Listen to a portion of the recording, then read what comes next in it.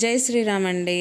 మొన్నటిదాకా గొడవలు ఇన్స్టాగ్రామ్లో బాగా అయ్యాయి. ఎందుకంటే రెప్లికా ఒరిజినల్ అనే దాని గురించి చాలా ఎక్కువగా గొడవలు అయితే జరిగాయి కదా. సో ఆ తర్వాత మళ్ళీ ఇప్పుడు ట్రెండ్ వచ్చేసి సిల్క్ మార్క్ సర్టిఫికెట్ గురించి అయితే జరుగుతుంది. మీ అందరికీ కొత్తగా చెప్పాల్సిన అవసరం అయితే లేదు. అంటే ఇన్స్టాగ్రామ్ ఫాలో అయ్యే వాళ్ళందరికీ మ్యాక్సిమం ఈ ఇష్యూ గురించి ఒక నాలెడ్జ్ అయితే ఉంటుంది. ఎవరెవరి మధ్య ఇష్యూ అంటే ఉషా డిజైనర్స్ ఆవిడ, తర్వాత పావని అని ఒక కస్టమర్ అనమాట.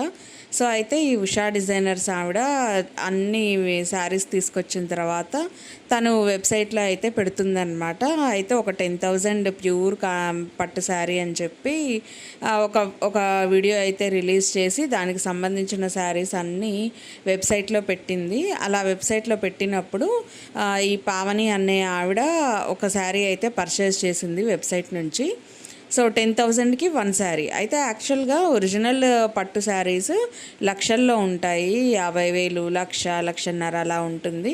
అయితే ఈ ఉషా డిజైనర్స్ ఆవిడ చెప్పే రీజన్ ఏంటి అంటే, షాప్లు వేరే వాళ్ళు ఎత్తేసారు. సో వాళ్ళు ఎక్కువ రేటు పెట్టి కొనుక్కొచ్చుకున్నారు. బట్ అంత రేటుకి ఎవ్వరు జనాలు కొనుక్కోరు కాబట్టి అందులో సగం రేటుకే వాళ్ళు అమ్మేసుకుంటారు. నష్టపోయినా సరే ఎంతో కొంత వచ్చింది కదా అని సర్ది చెప్పేసుకుంటారు.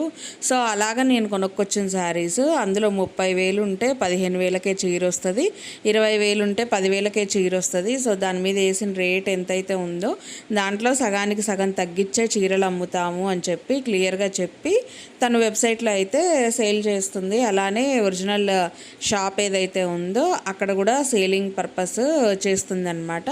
అయితే ఈవిడ పావని అన్న ఆవిడ వెబ్సైట్లో చూసి కొనుక్కున్న తర్వాత తనకు డౌట్ వచ్చింది, ఇది ఒరిజినల్ పట్టు కాదు, ఇది ఏదో డిఫరెంట్, అందులో కూడా వేరే క్లాత్ అనేది మిక్స్ అయ్యి ఉంది, ఒరిజినల్ పట్టు అయితే కాదు అని చెప్పి ఈవిడ దాన్ని చూసిన తర్వాత షాప్కి వెళ్ళి షాప్ దగ్గర అయితే అందరినీ క్వశ్చన్ అయితే చేసింది. తను షాప్కి వెళ్ళిన రోజు మెయిన్ ఉషా డిజైనర్స్ అసలు ఆవిడ అక్కడ లేదన్నమాట. అయితే షాప్లో సెల్లింగ్ చేసే వాళ్ళే ఉన్నారు. సో వాళ్ళు ఈవిడతోటి ఆర్గ్యూకి అయితే దిగారు, పావని గారితో. వాళ్ళు ఆర్గ్యూకి దిగిన తర్వాత వాళ్ళ నోటి నుంచి వచ్చిన ఒక మాట ఏదైతే ఉందో అది ఇక్కడ ఒక పెద్ద పాయింట్ లాగా నిలబడ్డదనమాట. స్ట్రాంగ్ వెపన్ లాగా అయితే ఆ మాట ఉంది. ఏంటి అంటే అతను ఏమన్నాడంటే, ఆ షాప్లో పనిచేసే అతను, ఎవరండి 10,000కి ఒరిజినల్ పట్టు ఇచ్చేది, మీకు ఆ మాత్రం నాలెడ్జ్ ఉండాల్సిన అవసరం లేదా, కొనుక్కునేటప్పుడు మీరు చెక్ చేసుకునే పని లేదా అనే ఒక మాట అయితే స్కిప్ అయ్యాడో లేకపోతే తెలిసి అన్నాడో తెలియకన్నాడో తెలియదు. కానీ ఇప్పుడు ఆ మాట ఇన్స్టాగ్రామ్ మొత్తం చక్కర్లు కొడుతుంది. ఇప్పుడు ఆ మాటను బేస్ చేసుకొని చాలామంది కంటెంట్ క్రియేటర్స్ కూడా ఒకటే డైలాగ్ చెప్తున్నారు. అంటే రెండు వైపులా మాట్లాడే వాళ్ళు ఉన్నారు.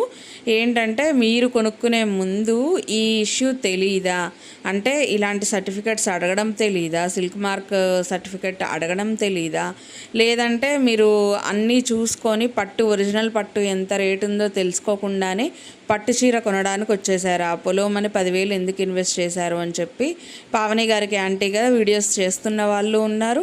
అలానే ఉషా డిజైనర్స్ తనకు కూడా యాంటీగా వీడియోస్ చేస్తున్న వాళ్ళు ఉన్నారు. ఆవిడ మాటలతోటే మురిపిచ్చేస్తుంది.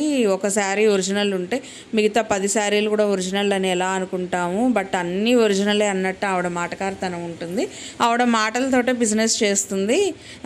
అసలు అమ్ముడు పోయినాయి పోకపోయినాయి ఏవైనా సరే కావాలని మాటలతోటి బోర్లా కొట్టేసి సేల్ చేస్తుంది అని చెప్పేసి తనకి యాంటీగా మాట్లాడుతున్న వాళ్ళు అయితే ఉన్నారనమాట. అయితే ఇక్కడ నా వరకు వచ్చేసరికి నేనేం చెప్దాము అని అనుకున్నానంటే, ఇప్పుడు ఎప్పుడైతే ఈవిడ పట్టు శారీ ఒరిజినల్ పట్టు శారీ అని తీసుకుందో, ఆ తర్వాత ఇంటికి వచ్చిన తర్వాత అది ఒరిజినల్ పట్టు కాదు, అందులో ఇంకేవైనా కలిసి ఉన్నాయి అని తనకు డౌట్ వచ్చిందో అప్పుడు తను షాప్కి అయితే వెళ్ళింది. షాప్కి వెళ్ళినప్పుడు అక్కడ నిజంగా ఒక చిన్న మాట మాట్లాడేసి, ఓకే మీకు శారీ నచ్చలేదా లేకపోతే ఇంకోటి ఏమైనా నచ్చలేదా, రైట్, ఆ 10,000 కాబట్టి తన మనీ తనకి బ్యాక్ ఇచ్చి ఆ శారీ తీసుకున్నట్టయితే అసలు ఇష్యూ ఇంత దాకా రాకపోయేది. ఎందుకంటే కస్టమర్స్కి 100 ఉంటాయి, డైరెక్ట్గా చూసి కొనేది వేరు, ఆన్లైన్లో చూసుకునేది వేరు. ఆన్లైన్లో మనకి చాలా వెబ్సైట్స్ ఉన్నాయి, అలానే యాప్స్ ఉన్నాయి.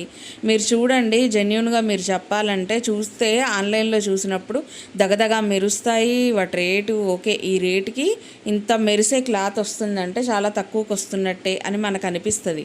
అంతలా వాళ్ళు షైనింగ్ తోటి మంచిగా ఎడిటింగ్ చేసి పెడతారు అట్రాక్ట్ అయ్యేటట్టు.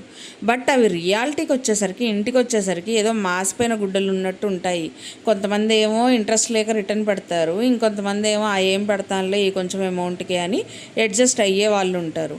ఆన్లైన్లో కొనేది ఎప్పుడైనా సరే అది ఒక క్వాలిటీ కానీ దానికి ఒక క్లారిటీ కానీ ఏమీ ఉండదండి. మనం కొనాలి అని అన్నప్పుడు మనం డైరెక్ట్గా షాప్కి వెళ్ళి అక్కడే చెక్ చేసుకొని అక్కడే తీసేసుకుంటే ఇంత ఇష్యూ కాకపోయేది. నచ్చితే తీసుకుంటాము, నచ్చకపోతే తీసుకోము. 10,000 పెడుతున్నాం కదా, ఏదో రూపాయి 2 రూపాయలు అయితే కాదు కదా. మన మనీ 10,000 పోతున్నప్పుడు మనమే ఎలర్ట్గా ఉండాలి. సో మనం కట్టుకుంటాం కాబట్టి మనకు నచ్చాలి ఫస్ట్ అది. సో వెళ్ళి అలా తీసుకొని ఉంటే ఇంత దాకా అసలు ఏ ఇబ్బంది లేకుండా పోయేది. ఇప్పుడు ఏమవుతుందో చెప్పనా, ఇప్పుడు ఏమవుతుందంటే ఆవిడ శారీ పోనీలే మన మెయిన్ కస్టమర్ ఆయే, మన షాప్కి కూడా వచ్చిన ఆవిడ కాదాయే, ఆన్లైన్లోనే తీసుకుంది, సరే ఆన్లైన్లో తీసుకున్నాక వెళ్ళిన తర్వాత నచ్చలేదేమోలే, ఇంకా సరే మనీ అయితే వెనక్కి ఇచ్చేద్దాము, శారీ తీసేసుకుందాము అని చెప్పి ఆవిడ తీసేసుకొని ఉన్నా ఇబ్బంది లేకుండా పోయేది. ఇద్దరు ఈగోలకు వెళ్ళిపోయారు. అంటే ఆల్రెడీ అమ్మేసిన తర్వాత నేనెందుకు మనీ ఇవ్వాలి అని ఈవిడ, నేనేదో చూసి మంచిగుంది కదా అని కొనుక్కుంటే తీరా వచ్చిన తర్వాత క్వాలిటీ ఏంటి ఇలా ఉందని ఈ పావని. సో వీళ్ళిద్దరూ మధ్య అక్కడ ఏమైందంటే ఆ ఇష్యూ చిన్నగా 5 నిమిషాలు కూర్చొని మాట్లాడుకొని సాల్వ్ చేసుకునే ఇష్యూ ఇంతమంది మాట్లాడేదాకా వీళ్ళే తీసుకొచ్చారనమాట. అసలు అలా కాకుండా ఉండాల్సింది నాకు అనిపించింది దాని ప్రకారం. ఎందుకంటే ఎప్పుడైనా సరే మనకి నచ్చలేదు అంటే అది మన దగ్గర ఉంటే దాని అమౌంట్ మనకు గుర్తుకొస్తూ ఉంటుంది. ఇప్పుడు 10,000 పెట్టి ఒక చీర కొన్నాము, ఆ చీర నిజానికి బాగాలేదు, కానీ ఆ చీరను చూసినప్పుడల్లా మనం లాస్ అయిన 10,000 గుర్తొస్తాయి, చీర కట్టుకున్నది కూడా గుర్తుండదు. సో అందుకని చెప్పేసి అందరూ ఆన్లైన్లో పెట్టేసుకొని నష్టపోకండి వీళ్ళలాగా. తీరా పెట్టిన తర్వాత వాళ్ళు అమ్మినోళ్ళకి వాళ్ళకి బాధ్యత ఏముంటుంది చెప్పండి, వెనక్కి ఇవ్వాలని కాదు. కాకపోతే నేను ఈవిడ ఉషా డిజైనర్స్ అన్న ఆవిడకి నేను ఏం చెప్పాలి, నా వైపు నుంచి ఏం సలహా ఇవ్వాలి అని అనుకుంటున్నా అంటే, ఫస్ట్ మన షాప్కి వచ్చిన కస్టమర్స్ తోటి ర్యాష్గా మాట్లాడొద్దండి. వాళ్ళు లాస్ అయ్యాము అన్న బాధతో షాప్ దగ్గరకు వస్తారు. సో అలా లాస్ అయ్యాము అని వచ్చినప్పుడు వాళ్ళ పెయిన్ మనం అర్థం చేసుకోవాలి. చాలా నిదానంగా మనం ఆన్సర్ చేసేటట్టు ఉండాలి. మనం కూడా అంతే ర్యాష్గా మాట్లాడి వాళ్ళని పట్టించుకోకుండా మనం షాప్లో ఉన్నాము అని అంటే వాళ్ళు ఆటోమేటిక్గా ఈగో అనేది హట్ అయిపోతుంది. డబ్బులు పెట్టి కొనుక్కున్న వాళ్ళు ఎలా ఉంటారు, అది ఆటోమేటిక్గా హట్ అయిపోతుంది. కాబట్టి ఎప్పుడైనా సరే మనం ఒక ఇది చేస్తున్నామంటే, ఒక బిజినెస్ చేస్తున్నామంటే దాంట్లో పేషెన్స్ లెవెల్ అనేది చాలా ఎక్కువగా ఉండాలి. కొంటున్నారు, అమ్ముతున్నారు, పర్ఫెక్టే, కానీ చిన్న చిన్న సమస్యలు అనేవి వస్తూ ఉంటాయి. అలా వచ్చినప్పుడు అవి ఆలోచించి చిన్న చిన్న నిర్ణయాలు కూడా ముందు లైఫ్ని ప్రాబ్లమ్స్లో పడకుండా చేస్తాయి. ఈ రోజున అప్పటిదాకా ఏమీ అనుకునే వాళ్ళు కూడా ఈరోజు నెగిటివ్ టాక్ మాట్లాడే ఛాన్సెస్ ఉంటాయి. అలానే పావని గారికి నేను ఇచ్చే సలహా ఏంటంటే, ఆన్లైన్లో చూసి మీరు ఇది కరెక్టే, ఇది గ్యారంటీ అని అనుకోమాకండి. ఎప్పుడైనా సరే సర్టిఫికేట్ మీరు అడగాలి అంటే మీరు డైరెక్ట్గా షాప్కి వెళ్ళి అక్కడ చెక్ చేసుకొని ఆ తర్వాత కొనండి. కొన్న తర్వాత అడగకండి. ఇప్పుడు కూడా కొనక ముందు అడగండి. అలానే సిల్క్ మార్క్ సర్టిఫికేట్స్ అవి ఎలా ఉంటాయి అంటే, పట్టు మనం ఎక్కడైనా పర్చేస్ చేసినప్పుడు ఆ గవర్నమెంట్ మనకు ఒక చిన్న ఇది అనేది ఇస్తుంది, ఒక పేపర్ లాంటిదో సర్టిఫికేట్ లాంటిదో ఇస్తుంది. సో దాన్ని మనం తీసుకెళ్ళి నేత చేసే వాళ్ళకి అప్పచెప్పినప్పుడు అక్కడి నుంచి మళ్ళీ మనకు వచ్చిన తర్వాత మనం టెస్ట్ చేసుకోవడానికో ఏదో మొత్తానికి సంథింగ్ దానికి ఒక ప్రాసెస్ ఉంటుంది. కానీ ఇక్కడ మనం ఏమీ పట్టు కొనుక్కెళ్ళలేదు, ఆ చేనేత వాళ్ళ దగ్గరికి ఇవ్వలేదు, వాళ్ళ దగ్గర నుంచి మనకు రాలేదు. అలాంటప్పుడు సర్టిఫికేట్ మీరు ఎలా ఎక్స్పెక్ట్ చేస్తారు? ఒకవేళ ఎక్స్పెక్ట్ చేసినా సరే మీరు కొనడానికి ముందు చెక్ చేసుకోండి, కొన్న తర్వాత మీరు చెక్ చేసుకోవడం కాదు.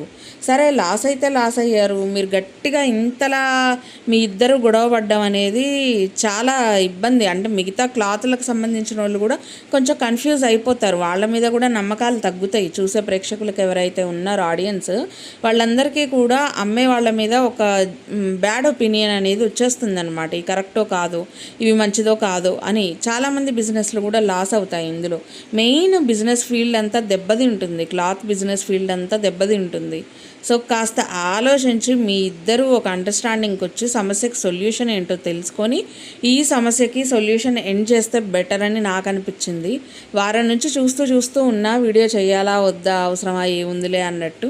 బట్ ఇది ఇంకా రోజు రోజుకి పెరుగుతుంది అని నాకు అనిపించింది. అందుకని ఇప్పుడు ఈ వీడియో అయితే చేశానన్నమాట.